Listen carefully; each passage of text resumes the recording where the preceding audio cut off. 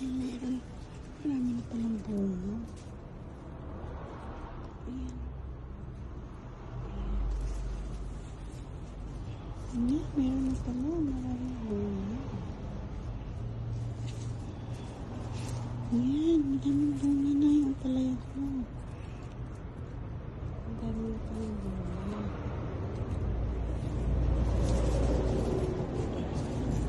Sa baba, ito na kita.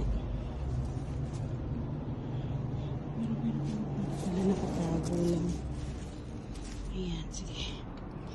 Lutuin natin ito, guys. Ayan, guys. May on na natin yung ating stove, electric stove. Then, may mantika na. Medyo mainit-init na siya. So, ilagay na natin ang ating bawang. Ayan po yung bawang natin. Ayan yung bawang. Pero yung mantika natin nasa gilid lahat. Bakit kaya? Ayan. Prituhin natin siya.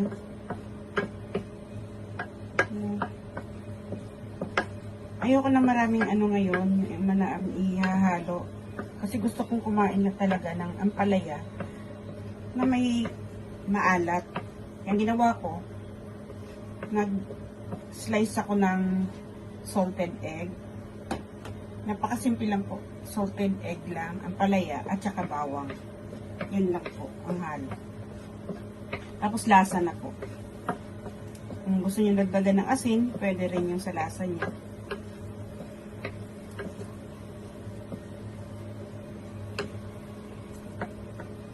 Wala po akong ilalagay ng ibang panglasa guys. Ito lang. Gusto ko yung simpleng ano lang, ampalaya na kakainin ko. Ayan na siya.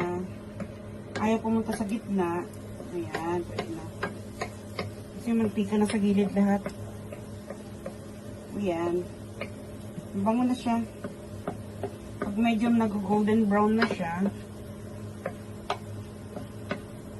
lagay na natin ang ating ampalaya. Ito yung ampalaya na galing sa garden ko. Diyan, yung maliit na garden natin. Nagbunga kasi siya. Dalawang bunga. Kaso nga lang, yung isa, naging dilaw na. Hindi ko na malayan. Pero okay pa rin yun. Tatabi ko yung dilaw na yun dahil tatanim ko na naman siya next year. Yung buto noon. Patuyuin ko siya. Tatago. Tapos next year, itatanim ulit. Ganun lang po yun. Kasi may maliit ako na garden, ano dyan. Lugar, space. Ayan siya. Magiging golden brown na. Yeah. So, kasi hindi nila gusto yung mapait. Hinuhugasan nila ng asin. Ako naman, nag-ampalaya ka pa. Hinuhugasan mo ng asin. Diba? Kumain ka ng mapait. Kaya nag-ampalaya yan. Bitter gourd. Kaya nga tinatawag na mapait yan eh. Kaya ito guys, ayan, halo-haloin natin siya. Mga ilang minuto ba? Tansyan nyo naman kung luto na siya o hindi, diba? Kahit nahilaw, pwede naman siyang kainin eh. Gulay naman to. Saka walang halong ano to, yung nagtanim ako, hindi ako nag-spray dyan. Organic talaga siya. Wala siyang gamot na sinispray. Very organic yung tanim ko. Parang ang dami, no? Ito lang pala. Meron ako doon sa garden, may kamote, may konting patatas, kamatis. Hindi ko alam kung magbubunga yung kamatis na yun dahil ano yun eh, natumba ng bagyo. Kinayo ko nga lang yun eh.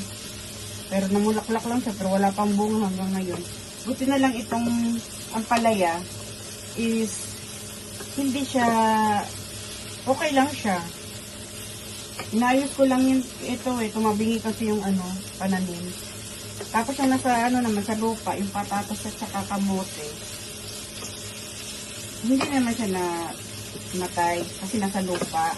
Saka hindi masyado natamaan ng hangin dahil yung nakapalibot is yung bakod na simento. Okay lang siya. Ito ang palaya na, ayan, nagbunga. Ito yung bunga niya. Isang pirasong malaki. Kasi yung isang piraso, yung isa din, 2 piraso siya, kaso nga lang, yung isa naging dilaw. Tapos ito ang natirang medyo, may green pa siya. So, niluto ko na para ulam ko na, matikman ko man lang yung aking tanim.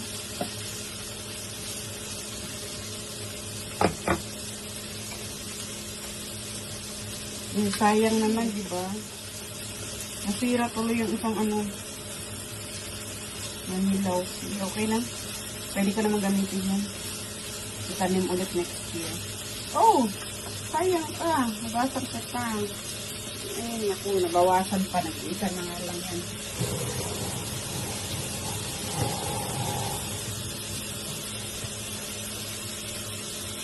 Isang bunga, nabawasan pa. Tumalapon. Naamoy ko na yung amoy ng ampalaya. Pati pala amoy niya, no? Parang ang pait ng amoy. No? Ayan siya. Tapos, bula natin ng konting asin. Konti lang. Kasi itlog na maalat na mailalagay ko. Konting asin lang.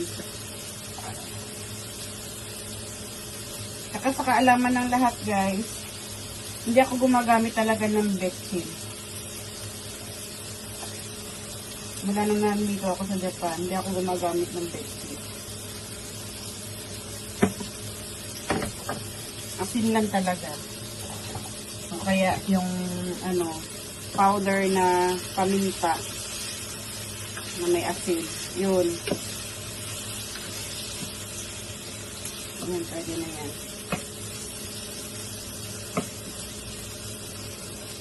Tapos, ilalagay natin ang ating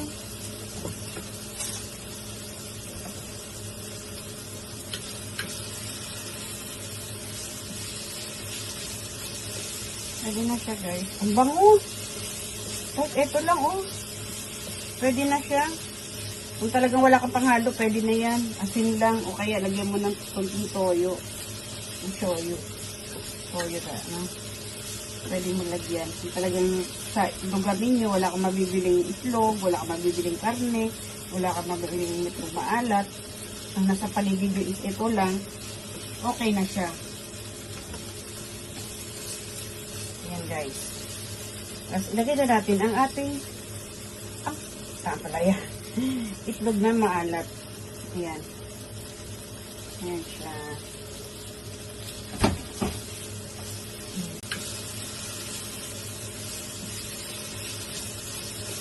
Pwede na siya, guys. Ang bango! Kahit ito lang, oh. Pwede na siya. Kung talagang wala kang panghalo, pwede na yan. Asin lang, o kaya lagyan mo ng konting toyo. Yung shoyu. Toyo na, no? Pwede mo lagyan. Kung talagang sa lugar ninyo, wala kang mabibiling itlog, wala kang mabibiling karne, wala kang mabibiling itlog maalat, ang nasa paligid is ito lang, okay na siya. Ayan, guys. Tapos, ilagay na natin ang ating palaya. Itlog na maalat. Ayan. Ayan siya. Maglalasa na yan. Nilikit na yung lasa niya sa palaya. Kaya nakain na ako. Hinta natin.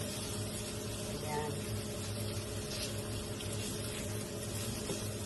Ako na kumain.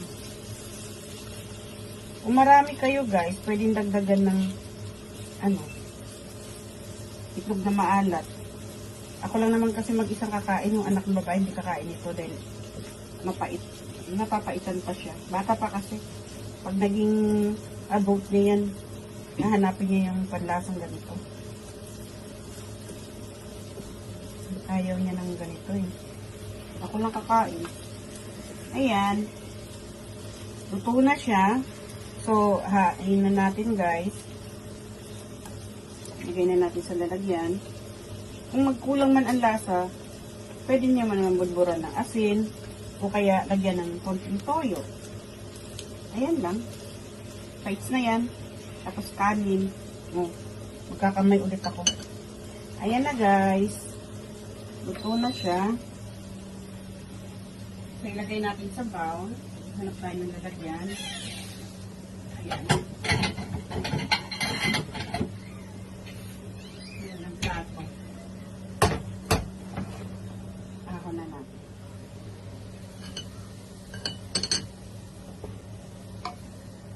Tapos yung ginamit ko palang mantika dito guys, ano naman siya? Yung healthy off, yung galing sa, hindi siya tawag nito. Okay siya yung mantika na ginamit ko.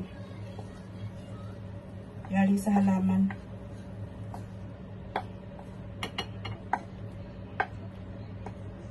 Healthy pa rin yung mantika na ginamit ko.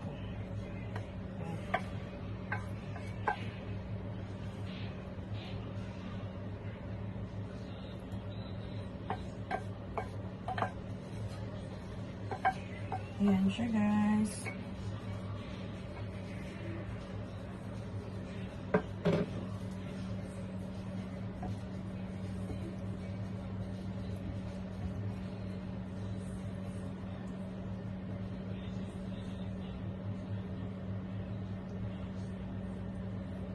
Ayan. So, pwede na natin ilagay doon sa table. Ayan ang ating finished product. Kain na ako. Kakamay ako. Pwede naman, di ba, yung bagoong, pwede siya. Kahit ano, pwede. Mag-experiment po tayo, guys. Kung wala tayong mahanap na pwedeng ilagay. Walang bagoong, walang mga karne, kung walang itlog na fresh, mamit tayo ng kung anong meron dyan. Kahit pa dilis, pwede mo ihalo dyan. Sige po, maraming salamat. This is your Mama Japayuki.